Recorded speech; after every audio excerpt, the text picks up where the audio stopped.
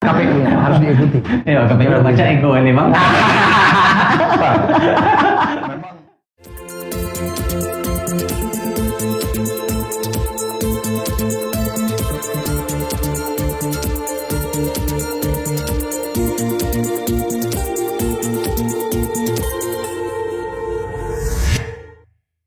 Auzubillahiminasyaitonirrajim. Bismillahirrahmanirrahim. Salam Bengkulu cerdas, sahabat Bengkulu cerdas dimanapun berada. Mudah-mudahan kita dan aktivitas kita diridhoi Allah Subhanahu Wa Taala. Amin ya Rabbal Alamin. Pada kesempatan ini luar biasa tamu undangan kita dari KPU Kabupaten Seluma dan dari Bawaslu Kabupaten Seluma. Sebagai pemantiknya saya ambil dari kompas.com, ya kan, bahwa persiapan pendaftaran dan verifikasi partai politik kalau dalam program KPU atau tahapan itu rancangan itu akan dilaksanakan pada bulan April dan Agustus 2022, Desember 2022 itu ada pendaftaran verifikasi dan penetapan partai politik. Mengenai masalah verifikasi ini, Pak, verifikasi partai politik ini tahapan ini kan sudah mulai berjalan, ya kan? Nah dalam tahapan-tahapan ini apa saja yang peran dari KPU yang akan dilakukan nanti? pendaftaran itu tentu dilampiri dengan administrasi, keanggotaan, pengurus, alamat kantor dan lain-lain, banyak hal itu. Nah, kita di KPU akan memverifikasi kebenaran, keabsahan dari administrasi yang ada. Pertama, verifikasi administrasi. Di antaranya kita akan melihat misalnya nama ganda atau orang ganda lah di dalam satu parpol. Ya. Jangan sampai nanti nama yang bersangkutan ini diulang-ulang terus untuk memenuhi kota. Mungkin itu tanda kutip ya. Ini akan kita lihat nanti kegandaan di dalam parpol itu sendiri, kegandaan antar parpol.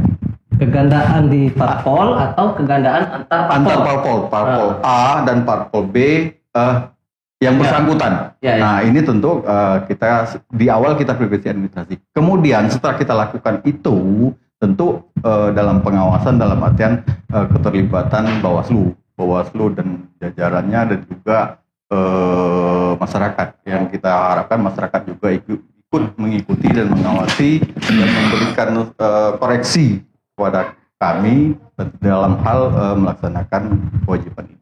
Kemudian setelah administrasi kita lakukan lagi ini faktual. Faktual, kalau bahasa gamblangnya kita lakukan face to face terhadap yang bersangkutan. Nah, metode yang kita pakai ini belum tentu karena sebenarnya kita ini telah melompat dari tahapan karena launchingnya kan tanggal 14 Februari. Nah, per KPU tahapan untuk hari ini sekarang ini belum keluar. Jadi tetapi saya yakin melihat dari beberapa penyelenggaraan pemilu kayaknya ya harus dilalui tahapan ini kan. Nah, ini kita metode yang dilakukan mungkin sampling. Nah, sampling ini kan diatur dalam juknis dari KPU RI seperti apa.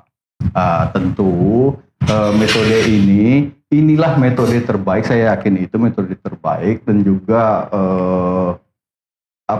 dapat melihat keabsahan dari dokumen yang ada. Nah, dari data itu semua nanti setelah proses beberapa itu nanti kita kan laporkan kepada KPU provinsi dan juga KPU RI tentang itu. Nah, disinilah jadi bahan atau pertimbangan KPRI akumulasi ini ya, akumulasi nasional nantinya menjadi pertimbangan KPRI untuk menetapkan bahwa parpol tersebut berhak dan dapat mengikuti sebagai peserta pemilu di tahun 2024. Nah, itu. Nah, kalau sekarang ini katakanlah parpol ini ada dengan SK Kemenkumham atau berdirinya, tetapi belum tentu dapat menjadi peserta pemilu tahun 2024. Jadi ada ornamen lain yang harus kita verifikasi nanti. Tetapi bagian dari semakin banyak, kalau sekarang ini kan masih ada berapa informasi mengenai masalah partai politik, ya kan? Kalau tidak salah ada berapa 6 atau berapa? Partai parpol baru. Baru. Nah, ini yang termasuk semuanya ya. Artinya partai yang baru terdaftar dan partai yang lama kan itu tetap melakukan sebuah verifikasi dan faktual itu. Tidak menutup kemungkinan parpol di masa lalu di periode kemarin beliau ini pengurus parpol A. Tetapi di masa ini beliau pindah ke nah ini hal-hal ini makanya peran dari KPU untuk memverifikasi tetapi secara sampling konsepnya belum tahu metode belum tahu kita seperti apa, apakah sensus, apakah sampling, nanti kan ada juknisnya dari KPRI. Kita kembali dulu dengan Bang Suryadi, Bang. Nah, dalam proses pembicaraan kami tadi itu, Bang. Nah, peran Bawaslu ini apakah ada peran Bawaslu tetap terhadap proses pengawasan verifikasi faktual terhadap partai politik yang akan mendaftar nanti? Kira-kira seperti apa, Bang, perannya, Bang? Baik, terima kasih. Pertama, sebelum kita masuk kepada peran Bawaslu pada tahapan pendaftaran verifikasi tadi, partai politik calon peserta pemilu itu, Bawaslu dan KPU itu ini penting untuk disampaikan saya kira kepada publik, bahwa KPU dan Bawaslu itu semuanya penyelenggara pemilu. Bawaslu itu punya fungsi mengawasi dengan tujuan memastikan bahwa KPU itu melakukan tahapan sesuai yang diatur oleh undang-undang dan PKPU sendiri. Nah, begitu, kira-kira begitu.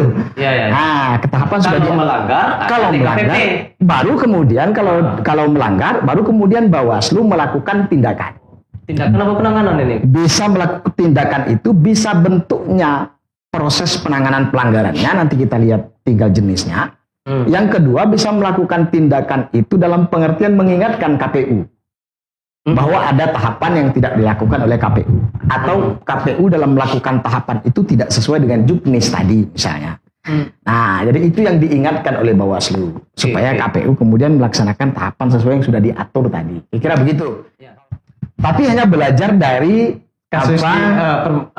permasalahan pemilu yang lalu. Artinya pada pemilu yang lalu mana nama-nama yang masuk dalam sipol itu supaya bisa diumumkan, atau KPU yang mengumumkan supaya masyarakat bisa aktif, bisa bertanya ke KPU, bisa melihat di laman pengumumannya di webnya KPU atau di laman pengumuman kantor KPU ada tidak nama dia di situ. Di sipol. Tapi sekali lagi itu hanya bisa dilihat untuk pemilu yang lalu. Celakanya itu nanti kita lihat ini kan baru rancangan tahapan, belum di launching tadi. Duluan mana ini? Duluan pendaftaran partai politik atau duluan merekrut ad hoc? Nah, celakanya kalau duluan daftar politik. Nah, ini sudah partai politik sudah duluan melakukan pendaftaran, penyelenggara ad hoc belum dibentuk. Nah, ini nama calon dimasukkan duluan. Susah ini gimana ini, Kak? Jadi kalau misalkan duluan lah yang partai politik kan sudah masuk, sudah itu baru ke ad hoc tadi itu, ini untuk apa ya? Bahasanya itu untuk upaya pencegahan, upaya kita gitu. Sebelum ke situ saya tambahkan sedikit. Jadi kawan-kawan itu ketika kemarin kita temukan namanya tercantum di sipol, nah mereka ini dengan ide sendiri, dengan mengambil tindakan sendiri dengan mengajukan surat pengunduran diri kepada parpol yang bersangkutan. Nah, bisa. Jadi boleh, ya? Bukan, belum sampai sana. Saya mengurai bahwa ada tindakan seperti itu. Mereka datang ke parpol, Pak, saya ini namanya tercantum di parpol Bapak, tapi saya nggak merasa. Saya minta saya buat surat pengunduran diri sebagai anggota parpol Bapak. Mungkin seperti itu bahasa gamblangnya. Nah, diberikan surat oleh parpol itu bahwa nama yang bersangkutan sejak tanggal itu sudah mengundurkan lagi dan tidak terlibat dalam. Tetapi ada regulasi lain yang mengatur. Batasan dalam artian 5 tahun kalau nggak salah. 5 tahun terakhir tidak terlibat dalam parpol. Dia baru mundur 3 hari. Nggak bisa juga misalnya. Nggak bisa juga. Nah, makanya dengan itu memang ada tahapan verifikasi baik administrasi maupun faktual yang nantinya akan kita lakukan.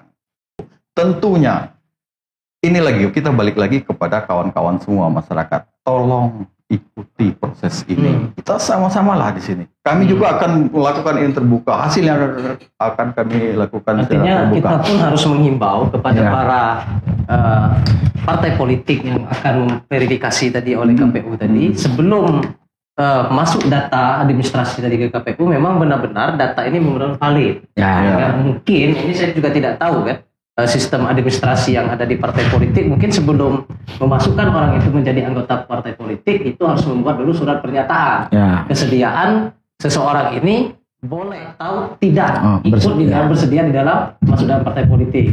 Supaya apa? Supaya masyarakat juga tidak dirugikan ya kan terhadap proses ini ya kan. Nah, ini juga bukan hanya sekedar peran KPU dan Bawaslu saja, tetapi kita harus ambil andil, ambil andil dalam proses tahapan-tahapan ini. Seperti itu. Dan juga kalau bisa ditambahkan, sebenarnya seperti sekarang, tahapan pemutahiran data ini terus dilakukan. Jadi kami di KPU ini ada tahapan pemutahiran data dalam artian data berkelanjutan. Ini terus kami lakukan. Peran masyarakat khususnya di Kabupaten Seluma ini cukup baik saya pikir, tentang tentu misalnya ada perubahan status, misalnya dulu dia terdaftar di DPT tapi sekarang ini dia sudah menjadi mungkin lolos di TNI atau Polri, dia lapor Pak ini, sehingga kami bisa ngelihat kemudian ada yang mortalitas yang meninggal ya, dilaporkan dengan kami gitu. Nah, ini sebenarnya makanya kita sekarang ini dan kedepannya sangat membutuhkan peran aktif dari kawan-kawan semua, dari masyarakat, dari media, NGO dan lain-lain untuk khususnya Kabupaten Seluma, sehingga nantinya capaian terakhir kita, niatan kita sebenarnya untuk pemilu itu berhasil dalam artian berkualitas. Jadi ini saya kami juga menyadari bahwa nggak mungkin itu bisa kita lakukan KPU walaupun dengan Bawaslu. Yang katanya ya kita ini kan bukan katanya, memang kita ini penyelenggara. KPU, Bawaslu dan juga DKPP dengan fungsi yang telah kata undang-undang. Tetapi niscaya dengan kerendahan hati kami nggak mungkin berhasil. Tanpa ada semua masyarakat. Pada Bang Suryadi, Bang. Bentuk-bentuk pelanggaran pemilu nantinya, Bang. Ya kan? Apakah regulasinya sama di 2019 atau di 2024? Ini bentuk pelanggaran pemilu seperti apa nanti? Kalau bentuk pelanggaran pemilu kemungkinan tidak ada perubahan. Sebab sudah diatur di undang-undang jenis pelanggaran pemilu itu. Ada pelanggaran administrasi, ada pelanggaran pidana pemilu, ada pelanggaran etika penyelenggara pemilu, kemudian ada pelanggaran undang-undang lainnya. Ada satu tambahan soal sengketa pemilu. Nah, sengketa proses pemilu atau sengketa pemilihannya untuk kepala daerah kan, sengketa proses. Kalau sengketa proses itu kan lebih kepada keputusan yang dikeluarkan oleh KPU sebagai objeknya. Surat keputusan KPU maupun berita acaranya KPU. Misalnya KPU sudah menetapkan daftar calon tetap. Misalnya calon DPRD-nya untuk parpol itu parpol A misalnya sekian. Yang sekian TMS misalnya kan. Nah, yang TMS ini tadi dia merasa dia itu memenuhi syarat sebetulnya. Tapi oleh KPU tidak ditetapkan sebagai calon tetap. Baru dia bisa mengajukan gugatan ke Bawaslu. Itu maksudnya ke sengketa. Gitu. Nah, sepanjang dia mengajukan gugatan. Nah, objeknya keputusan KPU. Objeknya tetap kepada keputusan KPU. Keputusan tindak lanjut dari KPU tadi? Nah, tergantung nanti apa putusannya Bawaslu. Kalau Bawaslu menetapkan dalam putusannya, kalau sengketa proses itu kan harus bersidang, dia pemeriksaannya terbuka. Kalau pemeriksaan terbuka dia sidang. Sidang artinya pihak penggugat, pihak tergugat. Tergugatnya KPU. Penggugatnya yang bersangkutan tadi yang merasa tidak puas kira-kira begitu dengan keputusannya KPU. Nah, nanti di sana ada saksi-saksi, ada bukti-bukti yang dinilai. Itu diperiksa secara terbuka sidang. Nanti tidak lanjutnya oleh KPU tergantung putusannya Bawaslu. Nah, Bawaslu memutuskan melihat fakta-fakta persidangan. Nah, melihat bukti-bukti, fakta-fakta persidangan itu yang dilihat oleh Bawaslu. Mungkin bisa jadi sebuah rekomendasi ataupun sebuah putusan. Nah, kalau penyelesaian sengketa dia Pak Hendri, dia bukan rekomendasi bentuknya.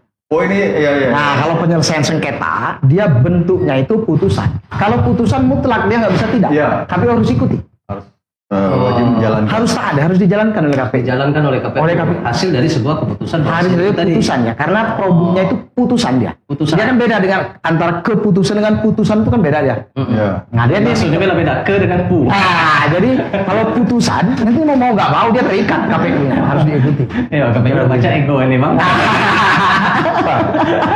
Memang ego dalam artian ini kita enggak ya dalam menjalankan amanah katakanlah regulasi yang ada ya kita tetap dengan rambu-rambu aturan main dengan kewenangan dengan fungsi kita sendiri sebagai modal awal kita sebagai frame kita sebagai penyelenggara seperti apa berlaku layaknya penyelenggara. Tentu nggak ada namanya egosentrik, apalagi namanya pribadi kan, tentu nggak ada. Sama lah, kita dengan fungsi masing-masing, kita dengan capaian terakhir kita, pemilu yang sukses, yang berintegritas, dapat melahirkan pemimpin atau yang benar-benar amanah, yang berkualitas. Iya. Nah, jadi bang, yang saya bicara soal DPT tadi. Untuk mengantisipasi, ya kan, bagaimana peran Bawaslu, ya kan, dalam mengawasi DPT ini, jangan sampai juga DPT ganda ini misalnya ada DPT ganda ini, ya kan, DPT ganda ini dimanfaatkan dalam tanda kutip oleh oknum-oknum tertentu. Nah, ini seperti apa ini, bang? Baik. Sekarang pun itu daftar pemilih itu selalu berproses. Sekarang KPU itu melakukan pemutakhiran itu soal daftar pemilih berkelanjutan. Ya tadi soal ada yang sudah meninggal, ada yang pindah alamat, masuk terutama kan, keluar dari Seluma atau masuk Seluma, atau yang dulu pada pemilu lalu belum cukup umur, sekarang sudah cukup umur, atau mungkin yang pemilu lalu itu belum cukup umur, sekarang sudah menikah. Walaupun belum cukup umur, kira-kira berhak dia masuk DPT, kira-kira seperti itu kan. Nah ini berproses. Yang belum cukup umur tapi lah sudah menikah boleh milih berarti. Iya. Nah, jadi boleh milih dia. Syarat milih itu satu berumur 17 tahun. Kemudian pernah menikah. Sudah atau pernah menikah. Itu. Apabila yang bersangkutan ini belum 17 tapi sudah atau pernah menikah, dia klausal ini. Iya. Mengikatnya. Jadi kan jadi proses kita informasikan. Ya, jadi proses ini pun sudah dilakukan pengawasan oleh Bawaslu. Salah satu yang dilakukan oleh Bawaslu pada tahap ini adalah melakukan uji petik terhadap data yang sudah hasil pemutakhiran yang dilakukan oleh KPU, daftar pemilih berkelanjutan tadi, ada yang sudah meninggal dan lain-lain, itu kami uji petik di daerah mana, kan datanya ada dari KPU ini. Datanya si A sudah meninggal, si A sudah menikah, si A pindah alamat. Ini kami uji petik di daerah mana. Kami cari datanya di mana orangnya ditemui gitu, atau setidaknya siapa yang bisa memberikan informasi yang valid. Misalnya orang pindah tadi atau meninggal, ada nggak laporannya ke kepala desa segala macam. Temui kepala desa atau lurahnya. Oh ya betul, bahwa penduduk nama ini berdasarkan bukti ini bahwa memang dia meninggal. Ini akta kematiannya misalnya kan. Dia harus menikah misalnya seperti itu. Nah artinya kan itu dalam rangka memastikan bahwa memang tahapan ini berjalan.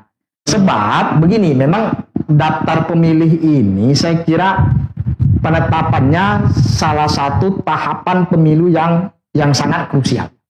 Kenapa krusial? Satu, soal tadi cetak surat suara. Kan begitu. Surat suara itu dicetak sejumlah daftar pemilih tetap plus 2,5% ya. 2,5% sebagai surat suara cadangan. Kemudian yang kedua, kalau kita perhatikan sengketa-sengketa pemilu maupun pemilihan di Mahkamah Konstitusi, hampir setiap ada sengketa, DPT itu selalu menjadi persoalan. Nah, menjadi persoalan. Maka saya bilang krusial. Nah, karena itu soal ganda dan lain-lain tadi, KPU ini punya aplikasi lah, kayak apa namanya? Itu namanya Sidali. Siapa? Sidali. Iya. Sistem informasi data pemilih, gitu kan? Jadi ada di situ semua. Jadi soal ganda pun sebetulnya ketahuan di situ gandanya, sebenarnya kan? Nah, Bawaslu tadi dengan uji petik secara sampel dan lain-lain, termasuk menerima masukan dan laporan dari masyarakat, itu senantiasa kita sampaikan ke KPU. Sebab Sidali ini orang lain, kami nggak bisa ngotak-ngatik, cuma bisa melihat. Jadi kalau melihat bisa gitu ya, bahwa daftar pemilihnya si A namanya. Tapi untuk menghapus nama si A atau mengganti nggak bisa. Nah, kira-kira seperti itu. Yang menghapusnya itu KPU. Yang bisa KPU. Nah, karena itu nama-nama temuan kami Bawaslu misalnya, ini orang udah meninggal, kenapa masih masuk DPT? Maka perlu ini kami sampaikan ke KPU. Sebab Bawaslu sendiri nggak bisa ngapus. Ya, namanya lembaga pengawasan. Nah, itu lembaga pengawasan. Kalau semua pihak bisa ngotak-ngatik itu bahaya, itu lebih berbahaya. Bisa ngotak-ngatik DPT. Nah, prosesnya itu panjang. Di samping sekarang memang sedang dilakukan daftar pemilih berkelanjutan tadi, itu datanya bergerak terus. Nanti pada prosesnya memang ada proses tadi. Nanti akan dibentuk petugas yang memutakhirkan, datang ke rumah-rumah, nempel stiker kayak pemilu yang lalu, belajar dari pemilu yang lalu kayak gitu ya. Nanti tahapannya ada daftar pemilih hasil pemutakhiran, ditetapkan menjadi daftar pemilih sementara, diumumkan. Kemudian daftar kalau dulu ada DPSHP juga namanya, daftar pemilih sementara hasil perbaikan. Kayak gitu. Saking kemudian KPU penyelenggara pemilu itu ingin sekali mengakomodir hak-hak pemilih tadi. Benar. Jangan sampai ada yang punya hak tapi haknya nggak bisa disalurkan, hanya persoalan tidak masuk DPT dan lain-lain. Ya. Kalau kemudian ada aturan lain kan nggak masuk DPT masih bisa milih menggunakan KTP pada hari H. Nah itu juga pun bergantung kepada ketersediaan surat suara. Surat suara cadangannya nggak tersedia banyak. Kalau bisa dicetak setiap saat enak pula kan? Nah, lemak pula setiap saat bisa kita cetak surat suara itu kan? Tidak mungkin. Tapi tidak mungkin. Itu sudah diatur sedemikian rupa. Saya kira itu. Itulah maksimalnya. Ya, bagaimana KPU dan Bawaslu untuk menciptakan demokrasi yang benar-benar berkualitas. Betul. Nah, Dan tentunya juga satu lagi dalam demokrasi ini bagaimana kita menjaga mengakomodir kebutuhan hak suara dari masyarakat yang secara ini telah memenuhi syarat untuk mempunyai wewenang atau pemenuhan syarat dalam hak suaranya. Ini yang harus kita lindungi. Itu. Makanya kita pemutakhiran data seperti sekarang data berkelanjutan ini terus kita lakukan. Karena bukan apa tadi seperti saya diungkapkan Bawaslu bahwa kita mengakomodir, mempresentasikanlah katakan seluma itu seperti apa. Jangan sampai ini tadi data yang ada data tanda kutip kan yang nggak dapat kita pertanggungjawabkan itu. Sehingga keabsahan data itu benar-benar dapat kita pertanggungjawabkan. Makanya teknisnya kita terus lakukan itu. Mudah-mudahan untuk yang animo dari masyarakat untuk memilih di 2024 ini geliatnya grafiknya lebih meningkat. Dengan kita lihat partisipasi pemilih untuk masyarakat Seluma cukup tinggi kemarin ini. Pernah KPU melakukan survei kepuasan pemilu? Kalau kita ke KPU belum. Mungkin yang lain mungkin melakukan itu, tapi kalau kita di KPU belum pernah melakukan survei seperti itu. Harapan kita ini sekali lagi dengan wadah atau kesempatan seperti ini. Oke Bang, mungkin itu obrolan kita. Ini juga minta closing statement juga. Ya kan dari Bawaslu lah. Ya, baik dari obrolan kita dari awal sampai akhir soal tahapan pemilu dan lain-lain. Kami dari Bawaslu dengan keanggotaan 3 orang. Cuma 3 orang. 3 orang anggota di Seluma. Untuk Kabupaten Seluma. Tidak mungkin bisa melakukan pengawasan semaksimal mungkin, sedetil mungkin setiap tahapan yang dilakukan oleh KPU tanpa peran serta masyarakat. Karena itulah kami mengajak semua pihak masyarakat, terutama melalui simpul-simpul masanya, ada Ormas, ada OKP dan lain-lain, untuk kita bersama-sama melakukan atau dengan bahasa yang lain tadi, adil lah kira-kira begitu, supaya menciptakan demokrasi yang sehat di Seluma. Hak-hak pemilih terpenuhi dengan baik, dengan peran kita semua tadi, memberikan saran, masukan, kritik yang konstruktif, yang membangun tadi terhadap kami, KPU dan Bawaslu, kira seperti itu. Karena Bawaslu sudah mengakui bahwa tidak mungkin dengan 3 orang itu bisa menjangkau luasnya wilayah Seluma. 14 kecamatan. 14 kecamatan dengan luasnya yang demikian, dengan jumlah penduduk yang sekian banyak dan lain-lain. Maka karena itu peran aktif masyarakat, terutama melalui simpul-simpul massa tadi, sangat kami butuhkan dalam rangka mensukseskan pemilu ke depan. Saya kira itu. Oke. Terima kasih. Terima kasih.